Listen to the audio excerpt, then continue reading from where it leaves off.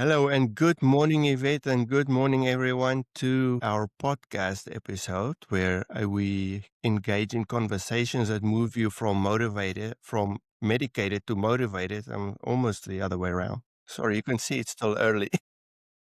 Well, it's good to see you, Johann. And yes, getting people away from the pills, getting them to purpose, that's so on our hearts and just something we love to talk about in so many ways. And hope this will impact people. Especially, yes, because we've been on this journey now for a while for ourselves. And I've heard someone said one day, a good scientist is the one who always does the experiments on himself first. And we must be good scientists because we've done it. Very true. I never want to say something to somebody and not know I've done it before, tried it before, or read up on it.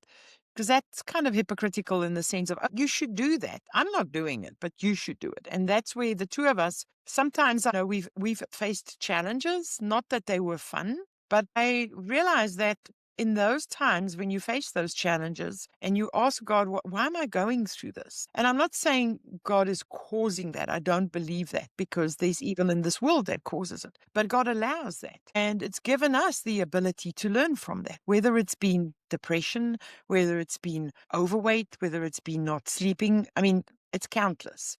And Yes. that has really helped us to go from pills to purpose, to ask the questions, to research it, and to inquire. The inquiring mind, I do believe, is incredible. Yes, I know we need to start on our topics here, but I do want to throw this in there. Tony Robbins has something that he always tells people. He said, when they say, oh, I had such a bad childhood and this happened to me and that happened to me. And he usually turns it around saying, what if that did not happen to you, but it happened for you? Very true. And I always go from the statement of it really doesn't matter what happens in your life. What are you going to do about it? And this is why the two of us are on such a mission to be from pills to purpose, to be from medicated to unmedicated. It's to move you forward. And with that, we have some interesting questions that people always ask. And I think this one, Johan, you have to give it because you get that Yeah. question so many times. Honestly, I think people that ask it, that they're a little bit forward, but it's a brilliant question. So Yeah, please for share with sure. us. Well, one of the questions I get frequently in the pharmacy is usually from elderly gentlemen who has probably as much hair as I do. And they would come to me and say, how do you get your bald head so pretty? And I have to say, I wanted to say it's brilliant genes, but I wouldn't know that because my dad, until the day he passed away, he had a full head of hair. It was little thinning. It wasn't all the way there, but he had a lot of hair. So I couldn't say that it was his scalp with that genes that got passed over to me. Definitely not. But here is the secret. And I've given the secret to a lot of people. And for that reason, I'll probably put some links in the show notes. I always tell people, get a soap.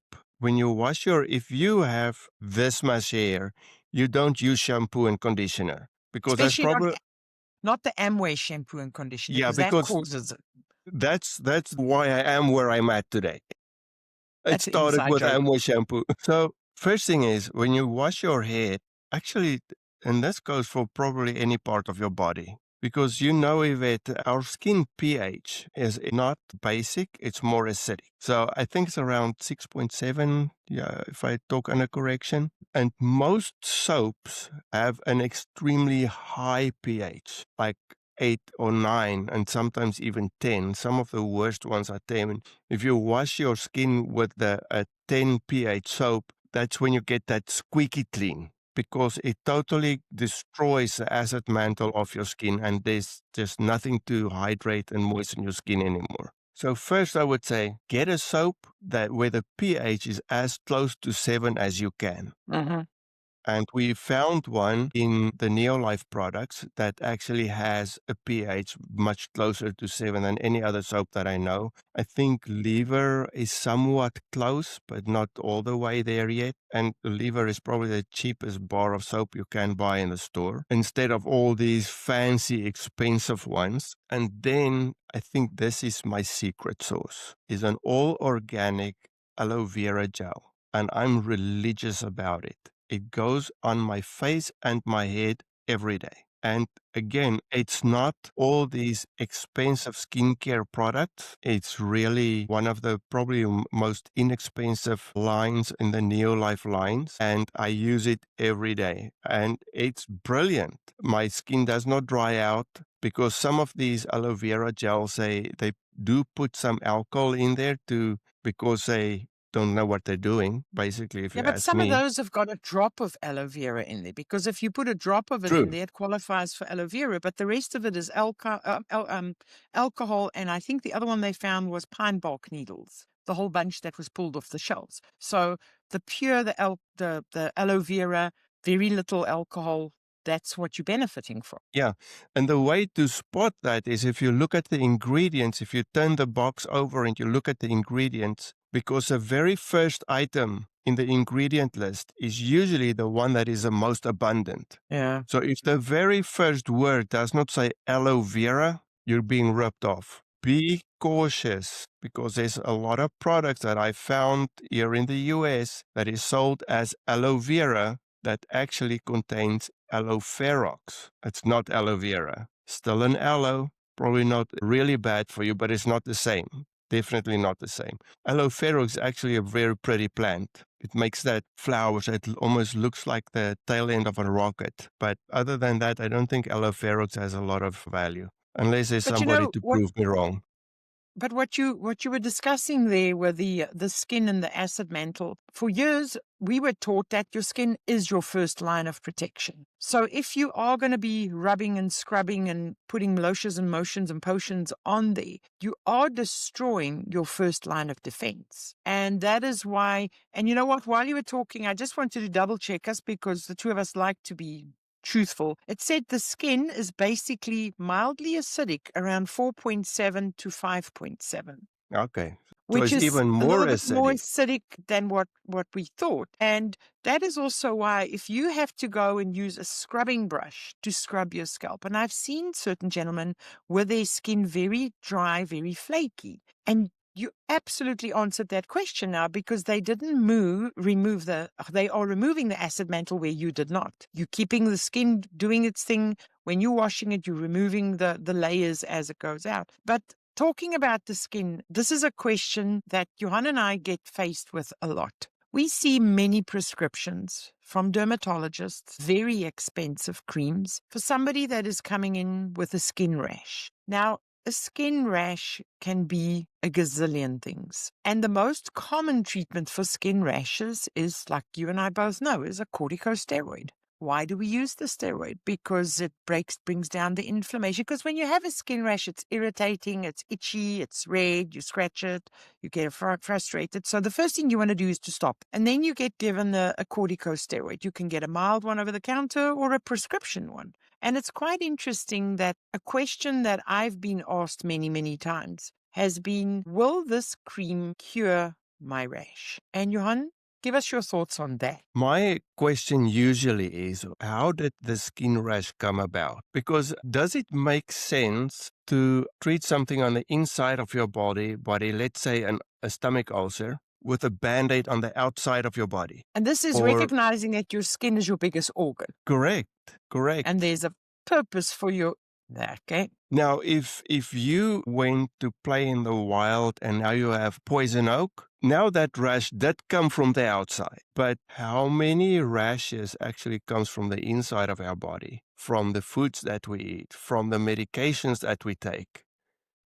It's if your rash did not come from the outside, that cream is not going to do anything. It might give you a And I think temporary relief, but it's still going to be there. that's the difference with you and I. We always want to know, how did you get the rash? Because if you don't ask that question, then you don't know where to look for it. And many times I had a recent experience where I asked this patient, how did this come about? Oh, I've had it for a long time. And in our discussion, she said, my doctor never asked me that. First thing it was given were three very powerful steroid creams and lotions and ointments and one ammonium lactate to rehydrate the skin. So that question that you had, that first thing was profound. How did it come about? Is it poison ivy?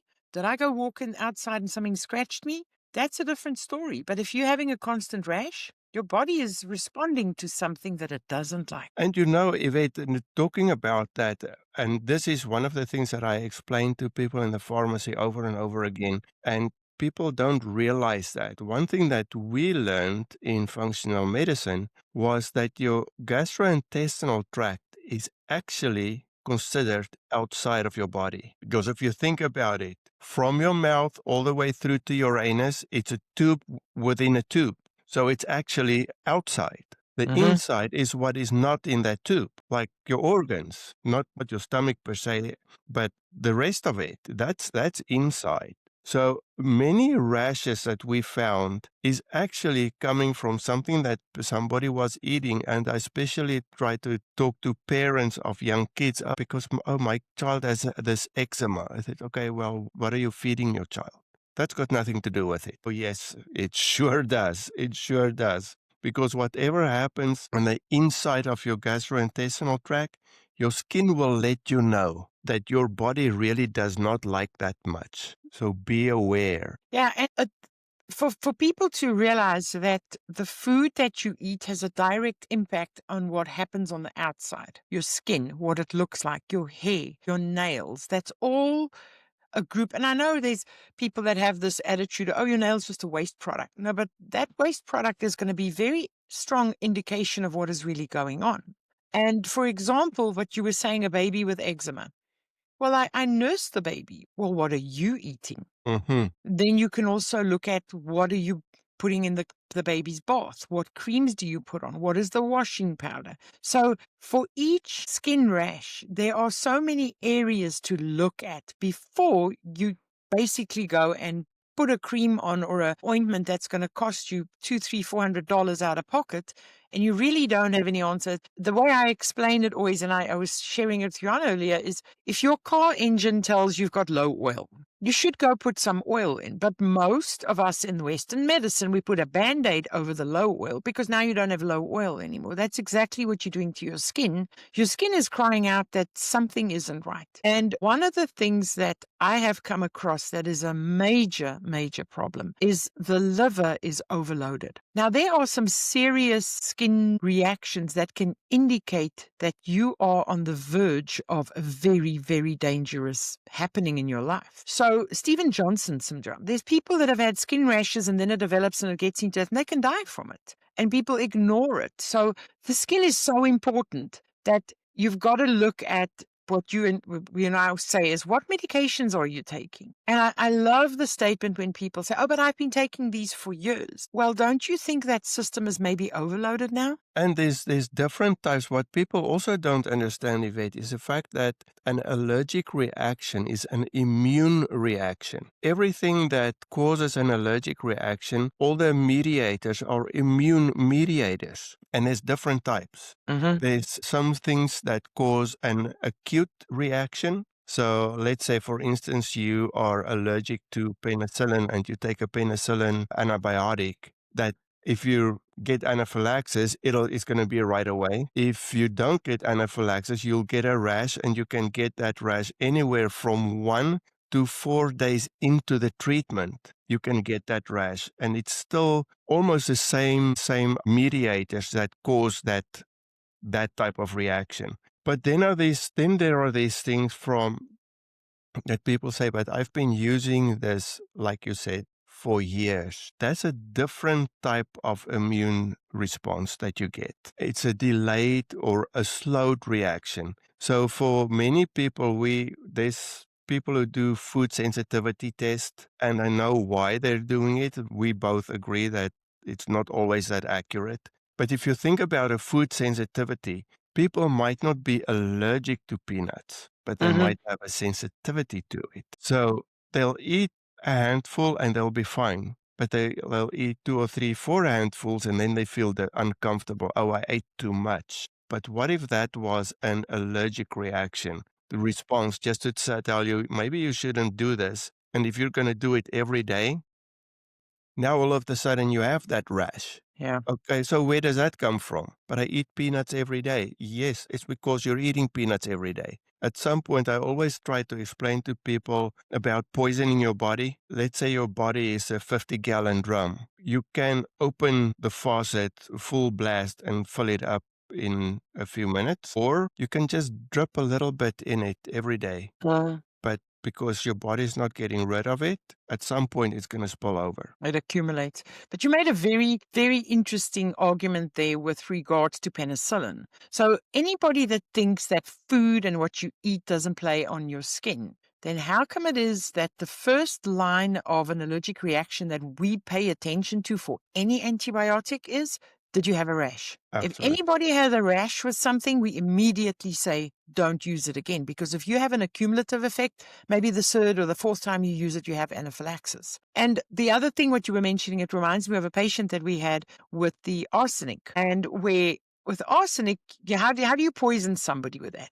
A little bit at a time. And you and I both dealt with somebody who had extremely high levels of arsenic. And it is arsenic, wasn't it? Yeah. It was in the, yep. Yeah, it Okay. was Just like arsenic. in the look of you, I'm like, okay, are we talking about the way that we figured out what was going on is the amount of fish that this patient was eating for a multitude of years. The level was so high. Johann and I honestly thought that did anybody take life insurance out on this patient? Are they going to gain from her death? Because it was astronomically high. And that was, again, that proof of that little bit that accumulated. And the body can Correct. handle it, but there's a tipping point. When is your tipping point? So when it comes back down to your skin and we ask, how did this happen? When did this happen? I have an interesting case of an elderly lady contacting me. Always when it's quite interesting how patients will go after one drug. It's got to be this drug that's making me sick. Why do you think so? No, because that was the newest one I started. But it's very interesting because when I put in my search for, I think it was about 12 different drugs, every single one of those interfered with her liver enzymes, and every one of them gave a undisclosed rash. So no major description, but the irritation on this person's skin to the point where when clothing touched her skin, she couldn't stand it. Lying in bed at night with the sheets, she couldn't bear it. So when we look a little bit deeper and you look at the accumulation effect of the body, just saying, I've had enough, I'm on overload. But this is now where we work from pills to purpose, because most of these patients are asking for you, what can I take to take this rash away? We don't want to give another drug, because this is the way we all in this world, that there's got to be a pill.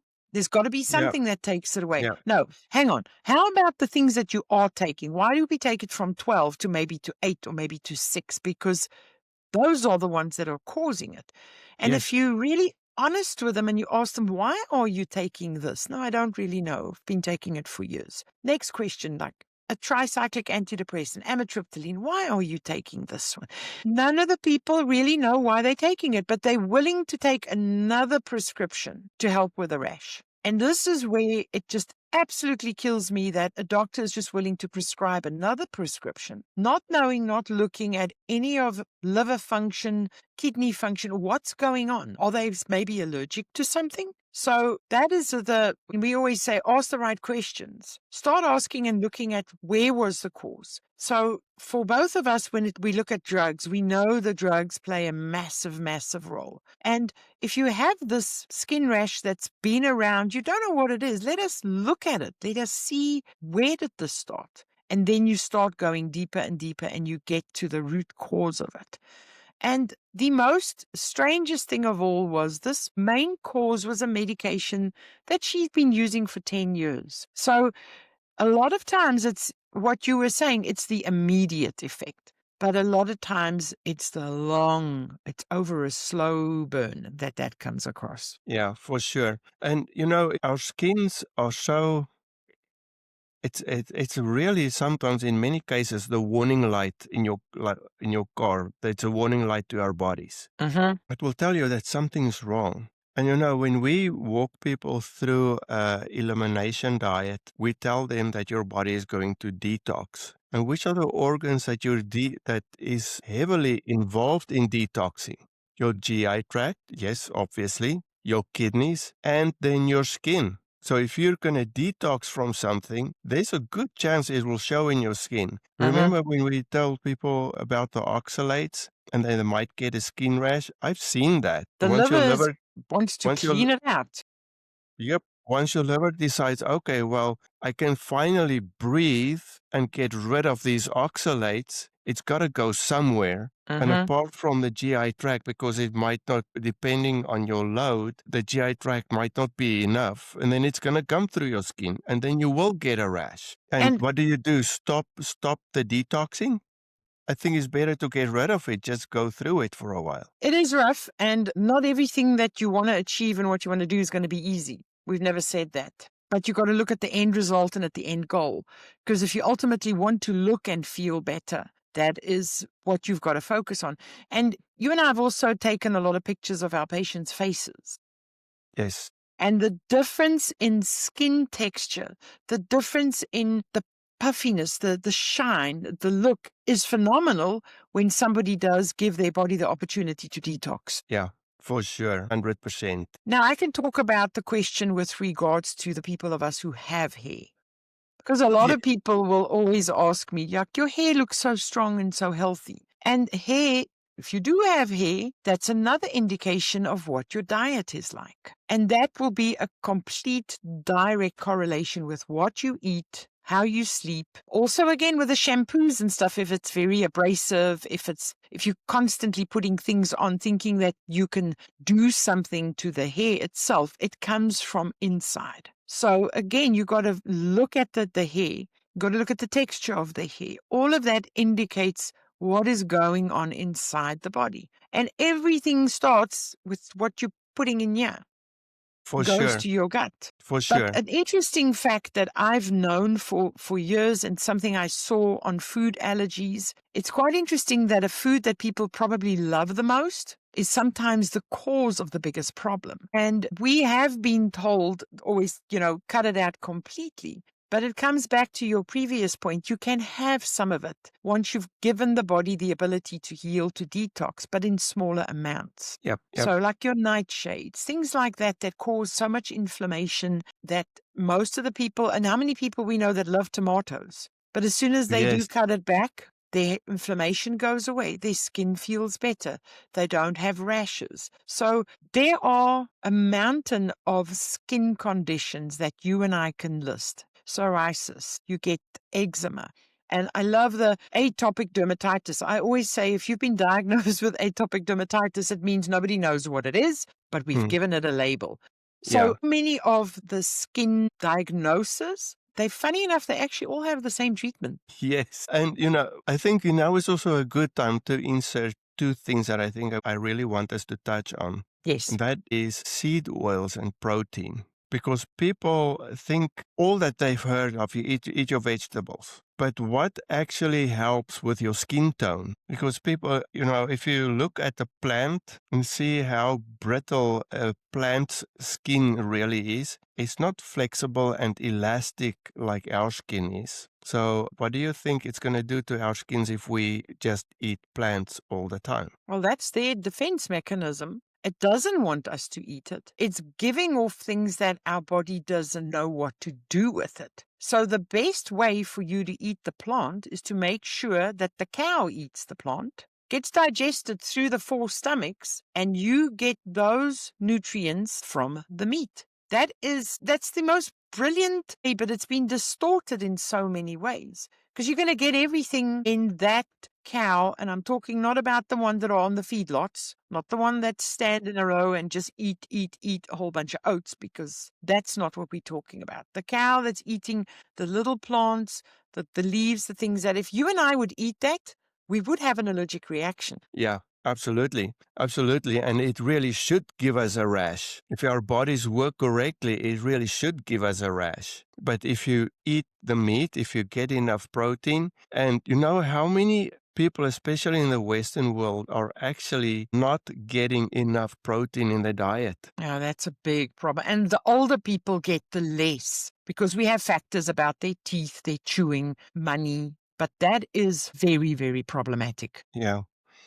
And if you don't get enough protein in your diet, it does show in your skin too, Mm-hmm.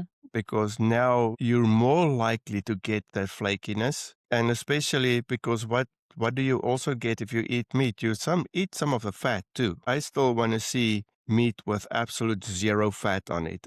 I think it'll be absolutely horrible. I don't want to eat it. And so many, what we speak about, what we always go back to with your essential amino acids. Amino acids are protein. So to clarify so people understand when we talk about that, essential amino acids you can only get by taking it in your diet. You cannot manufacture it. You cannot inhale it. There's honestly, even if people take supplements for that, it's not the same as eating the meat, the fish, the chicken, eating it from the source so that your body can use it. And because meat has been demonized in so many ways. And it's so unfortunate. The specific patient that I was speaking to with regards to the skin was told to stop eating any protein. No. And this patient was on a very high carbohydrate diet, which comprised a lot of boxed foods and a lot of plants. And the shocking part is when you are of an age where we all know that in your 40s or even in your 30s, your protein, it goes down. Now you're 60, 70 years old. You're not getting enough protein in. You do not have the reserves. So your decline is much quicker. So again, it comes back to what we always say, eat the food that God made. Yes.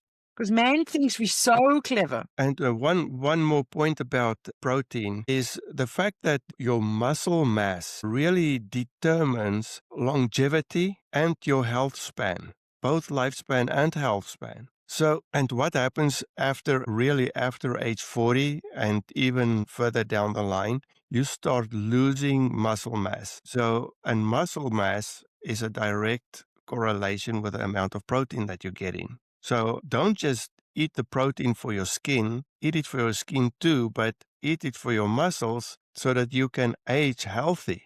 Because I don't want to be 80 one day and have everybody else look after me. I want to be that 80 or 90-year-old person that's still walking into the pharmacy on my own two legs. And that's an observation I always had in the pharmacy is I would always look at people's legs. I do it in the gym these days as well. The amount of muscle on legs will literally, like Johann said, determine your longevity. Yes, we are all going to die.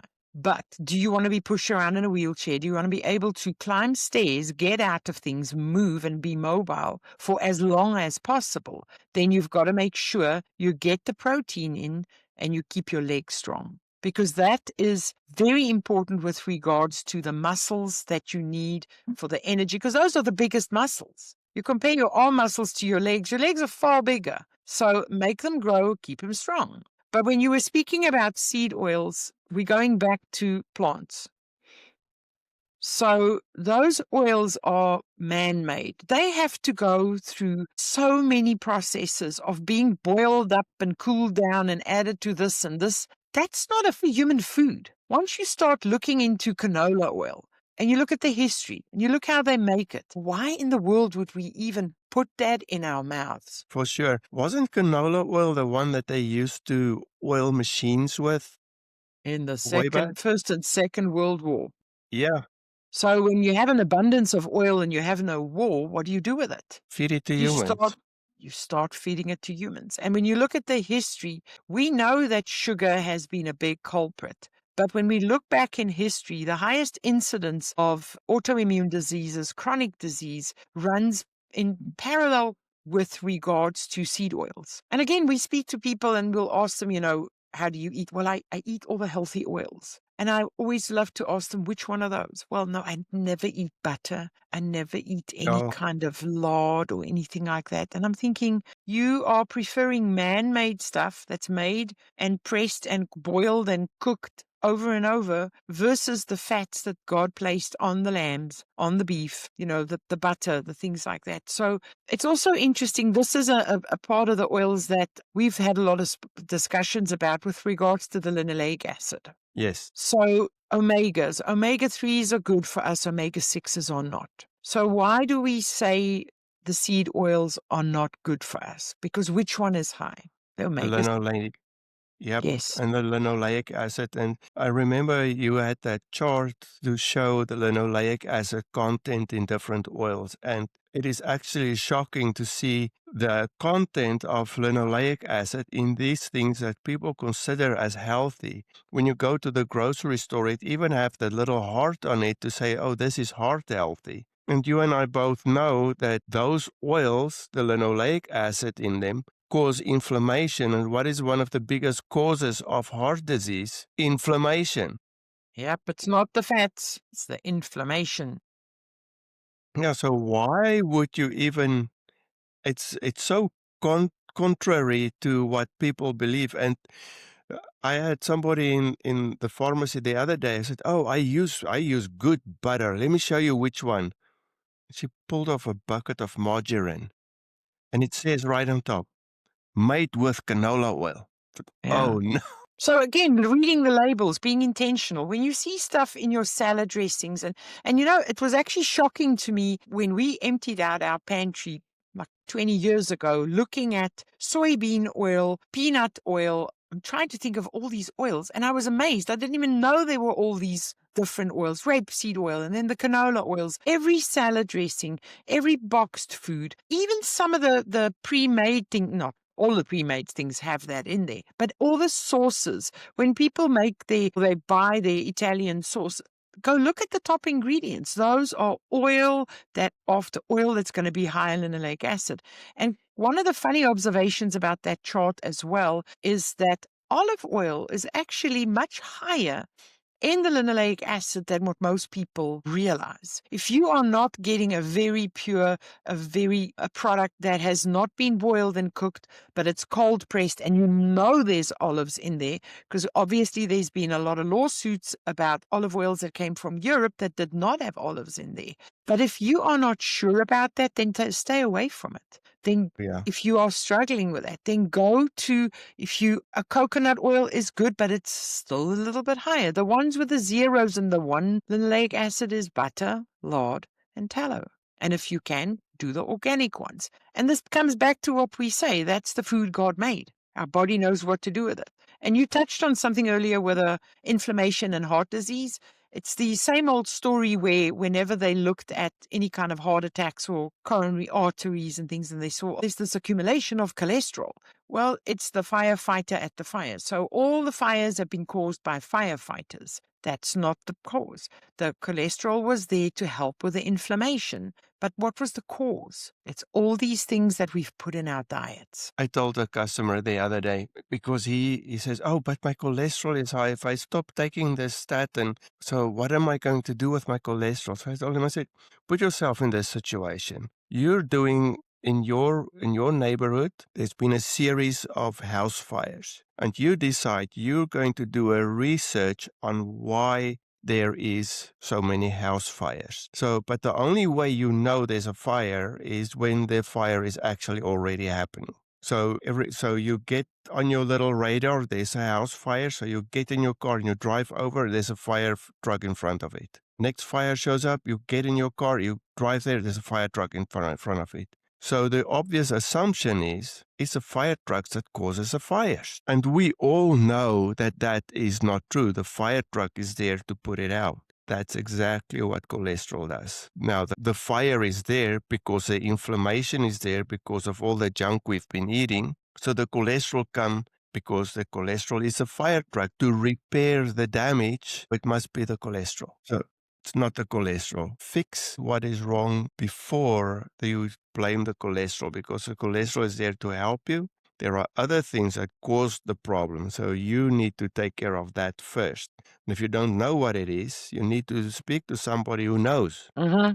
If the doctor tell you, oh, but the cause is the cholesterol, run, because that's not the truth. And for us, believing and knowing that we have a creator that created us, I do not think God made a mistake with putting cholesterol in our bodies.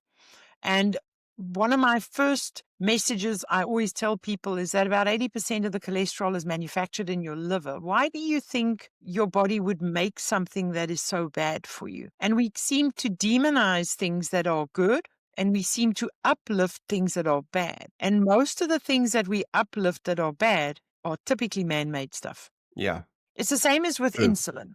People seem to be, everybody is on about insulin resistance. Insulin is so bad. No, insulin is very necessary. Without that, you will die.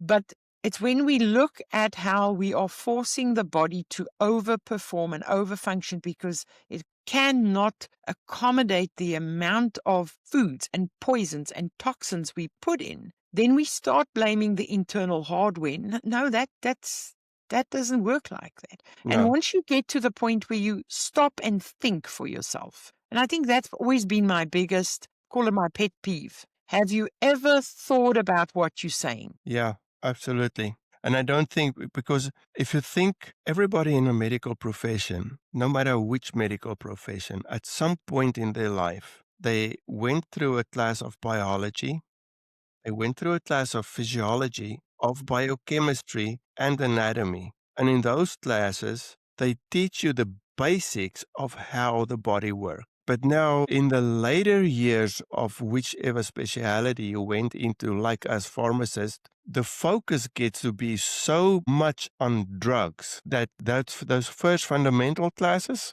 they're out the window. And they fall by the wayside. Out the window. And again, what you and I always talk about is because we've each had certain situations that we've gone through, people close to us, family members, that's when we go back to the basics and go, okay, what am I missing? How come I'm giving my family member or myself, how come I'm doing everything I was told, but I'm not getting any better?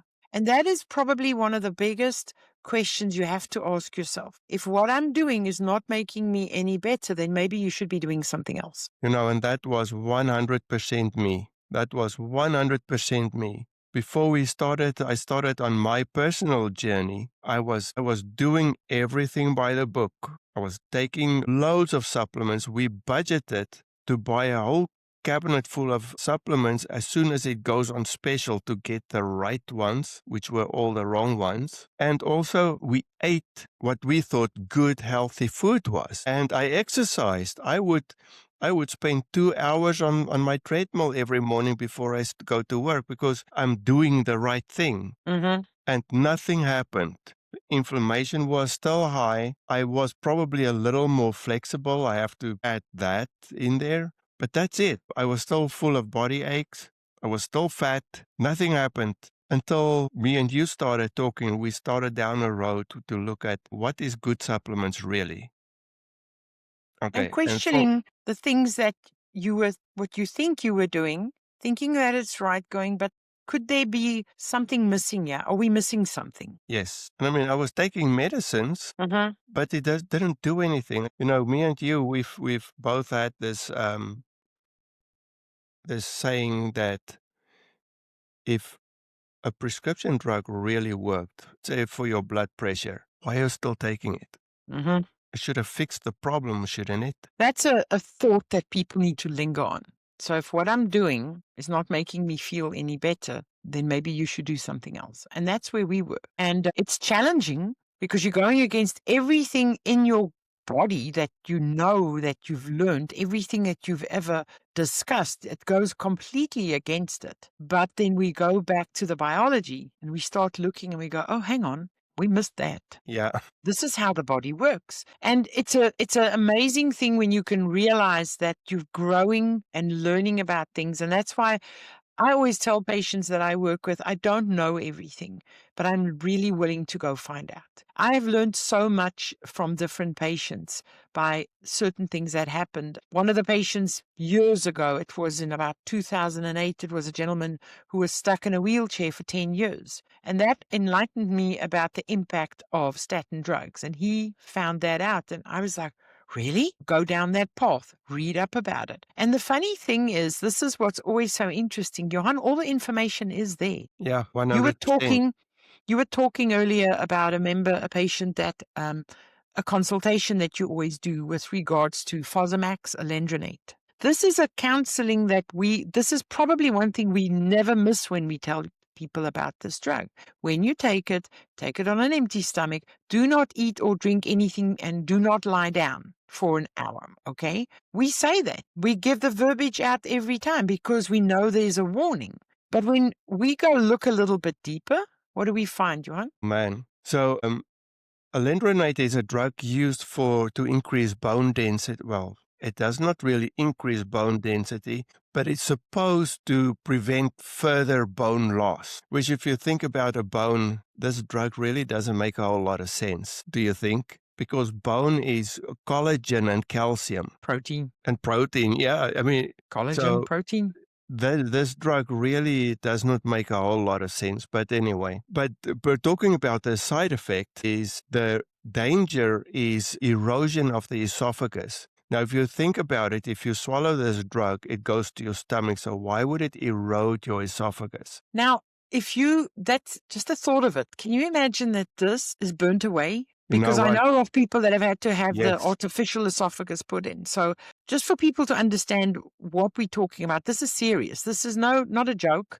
It happens very easily. It's not a mild warning. Absolutely. And because it can get to such an extent that you really cannot swallow. You're almost in constant pain all the time. I also had a customer who had esophagus erosion, and she had the surgery done, but she said nothing's the same again. After that, nothing's the same. So think about this. We needed to go research and see what does this erosion of the esophagus really happen? Everything that I could see was, number one, direct action, which means when you swallow that pill, the pill itself, when it comes into contact with the mucosa of the lining of the esophagus, it cause it can cause that damage because it's a very acid drug.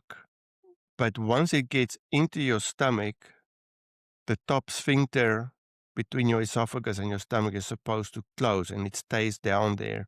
So if you stay upright, it gives time for that tablet to pass through the stomach into your small intestine. Now, if you think the esophagus, so you would think that the liquid of your stomach should somehow push up through that top sphincter into the esophagus to cause the damage. My opinion is I think they put that warning on there because so many people are on PPIs that reduces the quality of the acid in their stomach. And so many people eat a bad diet because this specific person that I did the consultation to, I told her, and even though you do all the right things at later point in your life, if you start struggling with gastric reflux, you have to talk to your doctor about it because this drug can also cause that.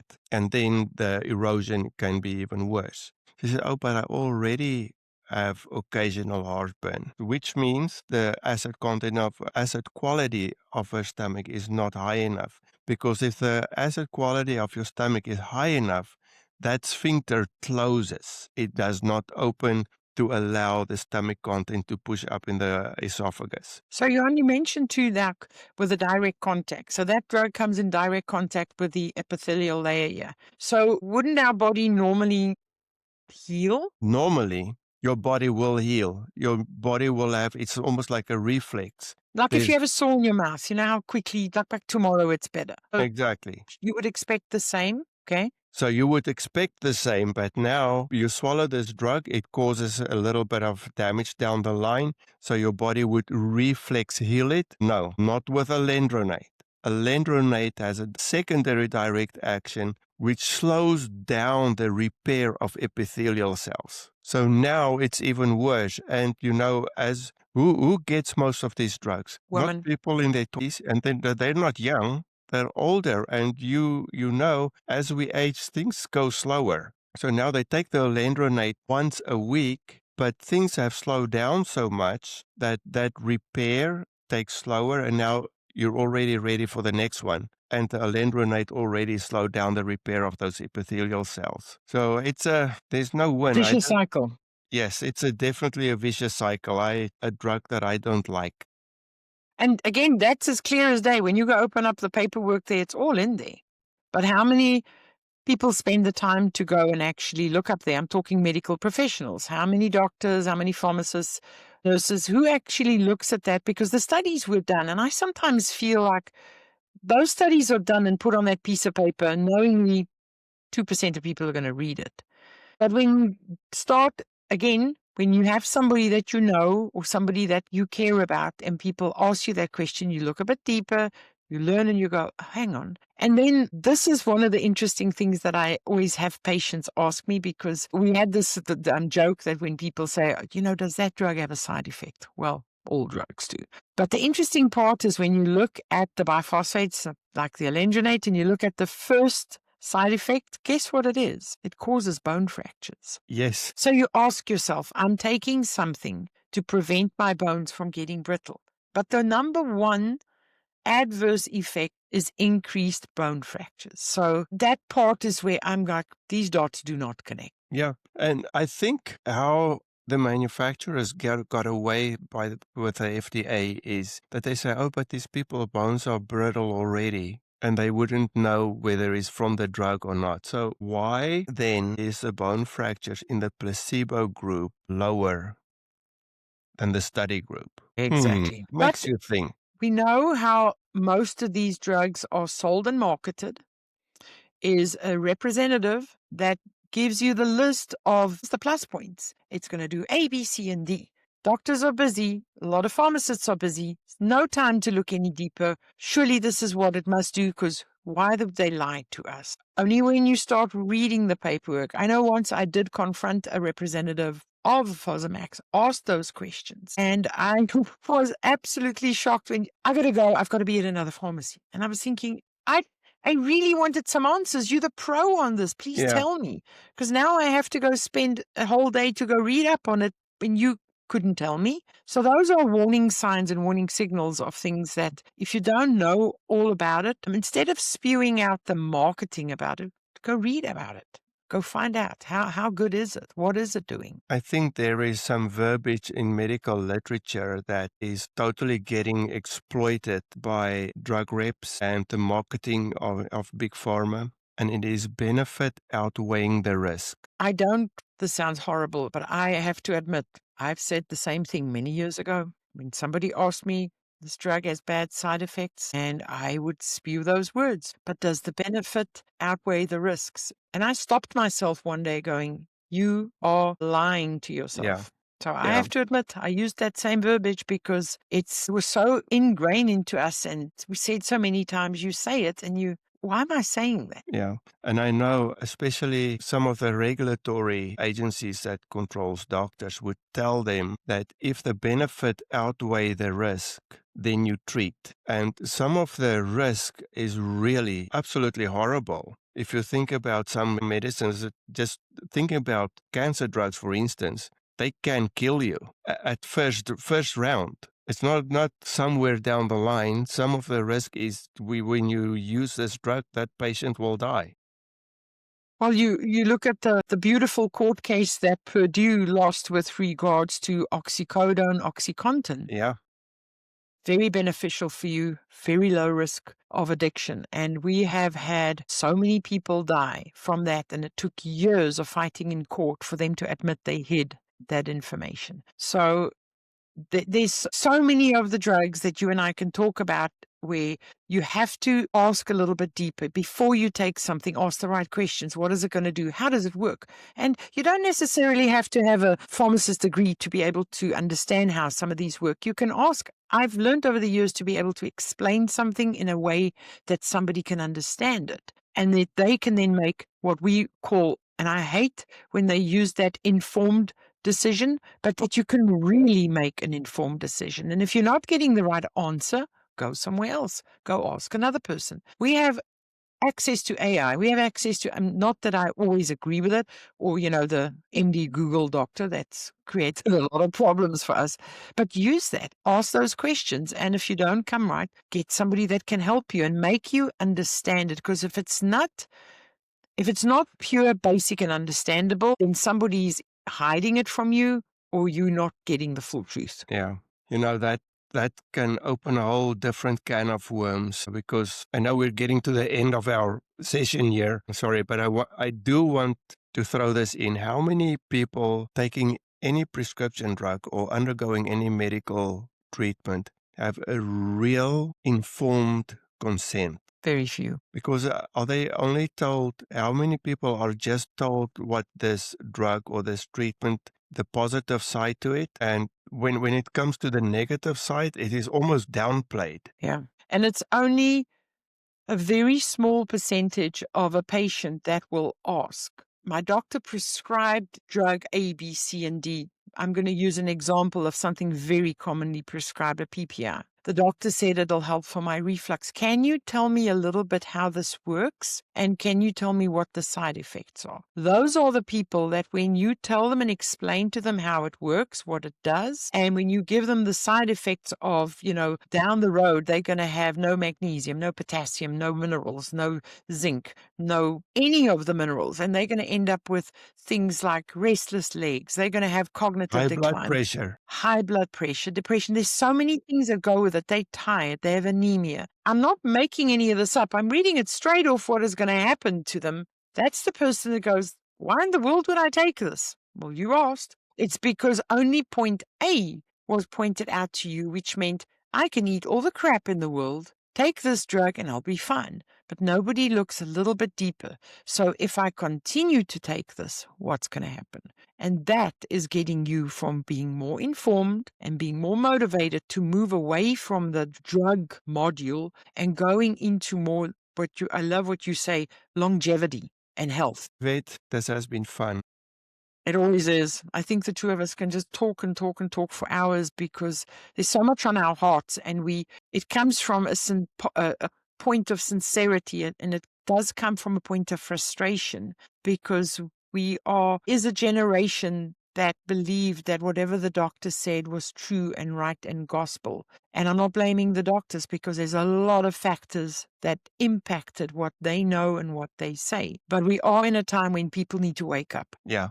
Definitely. And especially in the light of, I want to say, almost a medical information age where more truth is actually available if people would just take the time and listen and do their own research. I always tell people, you are the CEO of your own healthcare team. The doctor, me, the pharmacist, we work for you. You can fire us at any time. Learn, see what you think is going to be the best option for you, and don't just take what is shoved down your throat, because that's not always the absolute truth and what's going to work for you. Very well spoken. Lovely. This has been a good message, and really enjoyed that. So much more to share. Yeah, so much more to come. So if you like this podcast, please rate us in the podcast store and share this with someone. I'm pretty sure everybody who listens to this has somebody that needs to hear this. So please share it. That's the way we get this podcast known. And we'd love to see you on the next one. Take care, everyone. Goodbye. The views and opinions expressed on this podcast are our own and are intended for educational and informational purposes only. This podcast does not provide medical advice, diagnosis, or treatment. The information shared should not be used as a substitute for professional medical advice from your personal healthcare provider. Always consult your physician, pharmacist, or qualified health professional before making any changes to your medications, supplements, or health regimen. We are also promoters of Neolife nutritional, beauty, and household products, and this stems from our knowledge of their purity and the company's reputation to provide products of outstanding quality. While we may discuss our experience in the retail pharmacy setting and share insights into functional medicine, our conversations reflect our professional perspectives and personal opinions, not those of our employers, affiliated organizations, or licensing boards. By listening to From Pills to Purpose, you acknowledge that you are responsible for your own health decisions and agree that the hosts and guests are not liable for any outcomes resulting from the use of information discussed in this podcast.